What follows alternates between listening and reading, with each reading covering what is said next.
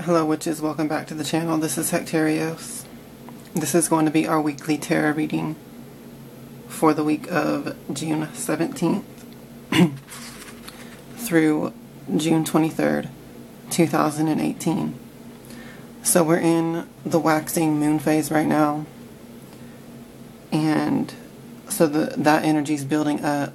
The energy of this full moon is building up, and the full moon is actually going to be next week, but we are in the waxing phase of the moon energy.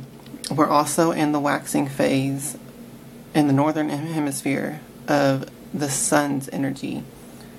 The summer solstice, which is the peak of the sun's energy, the peak of its waxing phase, is this week on June 21st, on Thursday. So that energy is going to be what dominates this week, the summer solstice, for the northern hemisphere. If you're in the southern hemisphere, then you're approaching into the winter solstice right now. But as far as this reading goes, since I do live in the northern hemisphere, I'm reading it from my perspective. So,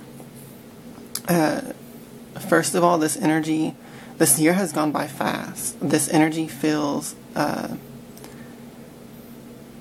really this whole year building up to this point, I've been feeling a quickening of life forces and vitality. Just, it seems like at the beginning of this year, it kind of reawakened, and it's slowly come out of like a slumber into more of an active role, or if you want to view it, differently, from a state of inertia to more and more of a dynamic, active energy.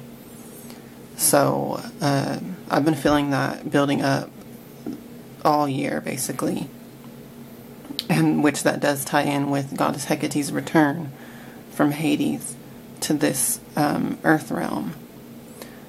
But that's not what this video is about. But I just think that it matches perfectly. And I feel like, when I say quickening, I feel like things really are speeding up and happening faster and faster. So, along with that energy, it does feel like it's getting more dominant and highly vibrational, specifically as we're building towards this next full moon on the 28th and the summer solstice on the 21st. So I went ahead and I pulled up my star chart app from the Google Play Store, and yes, I didn't get a new phone, so the app looks different on this phone, which I'm still kind of getting used to it. And I kind of don't like how it looks on this phone. I kind of prefer the old version. But it is what it is. So I'll just have to get used to it. But as we can see, the sun on the 21st is right at the cusp, transitioning from Taurus. I don't know if you can see the lines on here. You see the constellation lines. So it's basically going from Taurus into Gemini. So what we have with this transitional energy, also Mercury's already in Gemini, so that will play a role in this. But basically what we have with this energy is that the sun is moving from an earth sign, from Taurus, into an air sign of Gemini. And that is a dynamic changing energy, because you're moving from earth to air. From earth, the slowest moving element, the most stable, and Taurus is a fixed earth sign.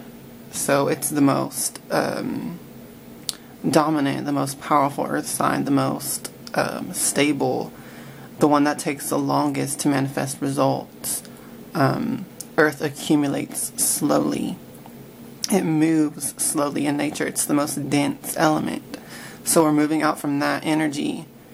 The sun is moving out from that energy into Gemini, and Gemini is an air sign. Air is the most unstable element. It's the most changeable. It's the most adaptable.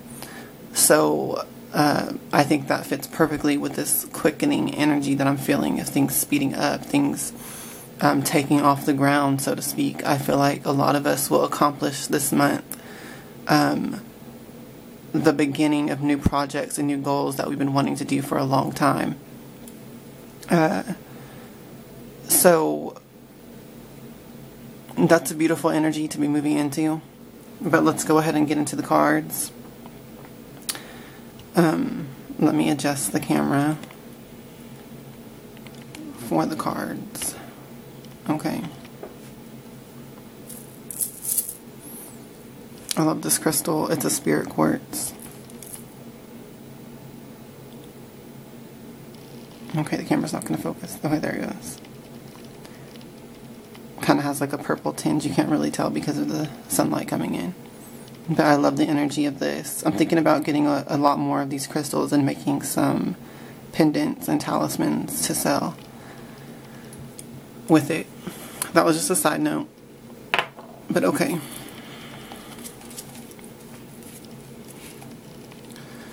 Now I align myself with the Most High God and the Holy Spirit, Hekterios. Please communicate the truth to me through these cards so that I may be guided for the highest good of all. Thank you, and Samoda be.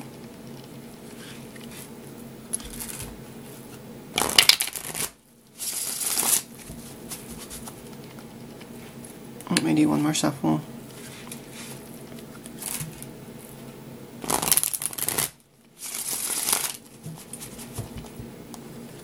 You know, I won't be surprised if the Eight of Wands comes up in this reading with the energy that I'm feeling of this quickening activity.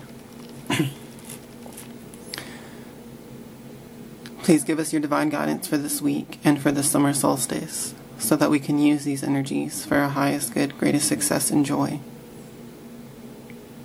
Thank you, and Samoda be.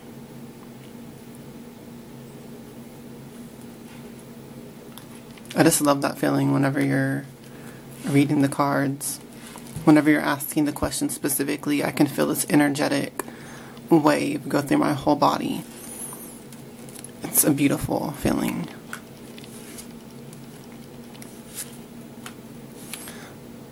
Okay, so I started off this reading wanting to do a 3-card draw, but I just started doing the Celtic cross spread instead anyway, so I guess that's what we're going to go with.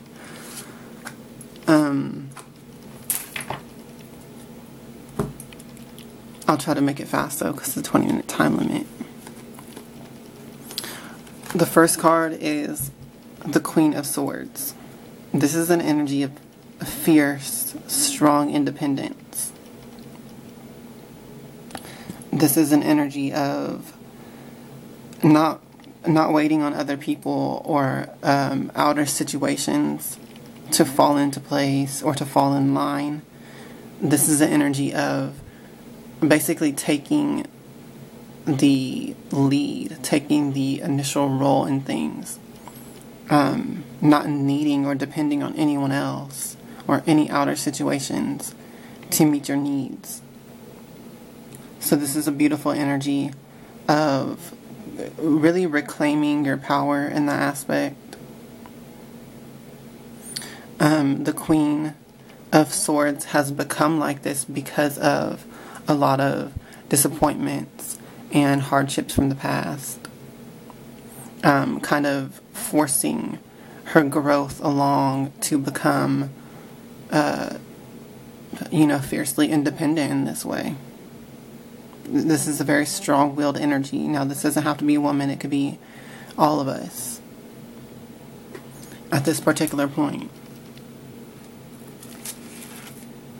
In the present position is the King of Cups.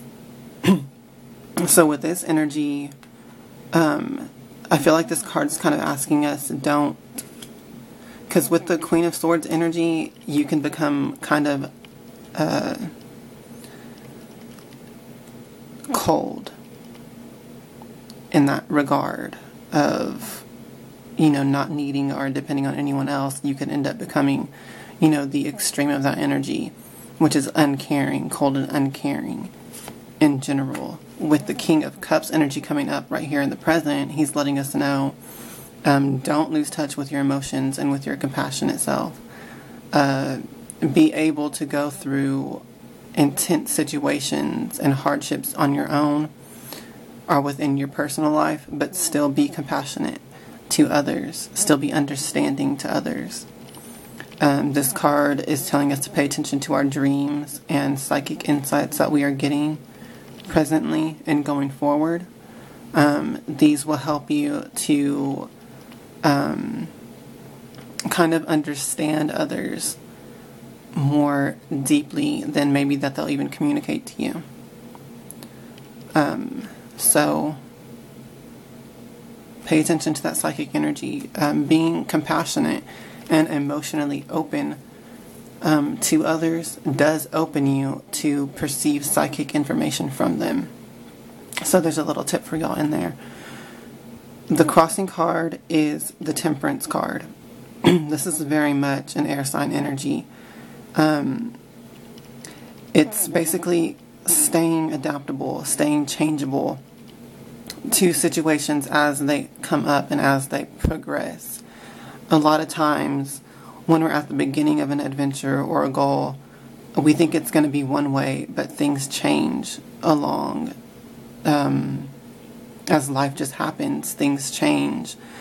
So you need to be able to adapt your approaches. You need to be able to change your initial plans if you have to accommodate these other outer changes. This card is also about patience. So when it's coming up in the crossing position, I feel like it's letting us know, don't become so set in your ways of how things should be or how they need to be. That kind of matches with the Queen of Swords energy. Don't wait on the outer world to be perfect for you to progress, because that's never going to happen. I mean, let's be real. The outer world is never going to reflect perfectly what you want or what you expect or how you think it should be. It's not perfect, so it's never going to be perfect by your standards or by anyone's standards. So don't let that block your progress from doing what you can now and adapting in that regard. Beneath us is the Eight of Coins. Y'all know I love this card because it's freaking adorable. I know I point that out every time, but it's so cute. Anyway, so the Eight of Coins is about that slow, steady progress. Actually, it's really not that slow. With the Seven of Coins is more slow, but with the Eight of Coins, it's more of like you've been slowly and steadily making progress, and now with the Eight of Coins, you start to see the rewards and results from that. You can kind of enjoy the benefits of the work that you've been doing, but at the same time, you need to continue to stay focused on your work and keep going, keep striving every single day. Keep that steady rhythm. That sort of is that quickening energy too. You can control it to a large degree by where you put your focus, where you put your time and dedication. And this also has an aspect of love in it. This is doing any work that you do, you put your love into it, and it makes it that much more valuable to others who receive it, and also to the rewards and the results that you get back. In the past position is the Three of Swords. So this is telling me that we're leaving behind any type of energy of sorrow or loss, anxiety, stress, all of that type of energy. We're leaving it behind and moving forward. So if this has been an energy that you've been dealing with, know that it is coming to an end sooner rather than later. Crowning us is the Ten of Cups. This is also a very beautiful card, a beautiful energy. It's basically telling us to stay focused on the fulfillment of our goals and success on all levels, not just the physical. Focus on your spiritual progress and growth. Focus on your emotional progress and growth. And when you do that, you'll notice that it is reflected in your physical goals and achievements. It trickles down from the higher planes, higher levels, where your mind and your heart, your emotions occupy those higher astral realms. Those are the realms of blueprint for the physical. So what you program in your mind and how you perceive things, what you program and how you feel about things, trickles down into your actions and into your physical world. And, the better that you program it, the better results you'll have. In the future is the Moon card.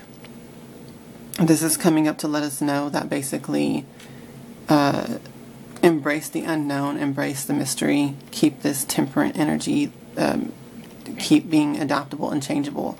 The future is unknown no matter how much you plan it or how much you will it to be a certain way. It is still going to be unknown. So embrace that mystery. Embrace the surprises that come along with it. A lot of times, mistakes can make art better.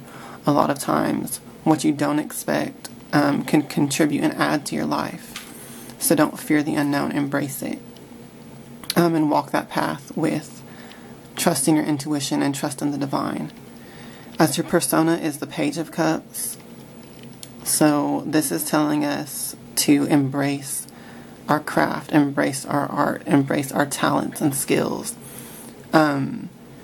It's also telling us to focus or fixate on the communication of our emotions, our dreams, our wishes, our hopes, our goals, our desires.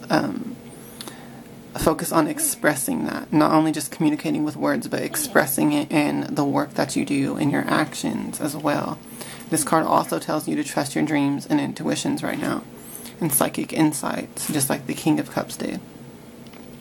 And here we go. Here's the Eight of Wands. I'm not surprised that this came up. This is how others see us right now, or this is how we influence others, or we are influenced by others. The Eight of Wands it's a wand card, which is fire, but it's very much an air energy, as you can see with the birds. This is quick progress. This is a lot of communications, emails, messages going back and forth. This is also communications of gratitude and appreciation for you and for others. So this is very much that quickening energy that I was talking about. Business advancement, things like that. Just advancement with your goals in general. The Six of Swords is coming up, and our hopes and fears. And this is the energy of wanting to escape from a situation or wanting to get out of it. And being able to, by your own will, by your own actions, by your own choices, you can move out of this turbulent, dark energy of the past, this stress with other people. You can move out of that energy all on your own, by your own will, by your own actions, by your own choices, and you can be free of it. So, let go of the past with grace. Just focus on your own advancement and your own growth, and it will take you away from that energy anyway. And the final card is the Five of Swords. So this is basically saying, you will come out on top, but don't be a petty winner. Okay, don't get success and rewards and then rub it in the face of people who held you back before. Okay, be kind, be compassionate.